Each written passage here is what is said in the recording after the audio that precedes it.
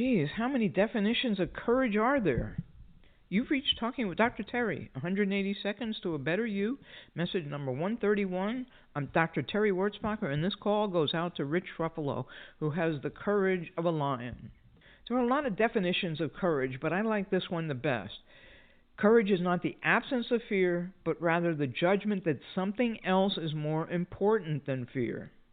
All too often we feel we have to eliminate our fears in order to do something. That's hard to do. But if you look at it from the perspective of this quote, it kind of makes it pretty simple. If you had to run into a burning house to retrieve your computer, your fear would probably win out and you wouldn't do it. At least I hope so. But if your child or children were in there, the fear you might be feeling would be overshadowed by the love and protective nature as a parent and human being. You're still afraid of the fire, but saving your kids is much more important. When I took the Death Doula certification course, it involved in-person classes with breakout sessions, which are my least favorite activity, and also many other things I've never done. Was I afraid of that? You bet. Was what I would be able to do more important to me than the fear? Definitely. Same applies to my starting this hotline. I was more scared of doing that than I have been in a very long time.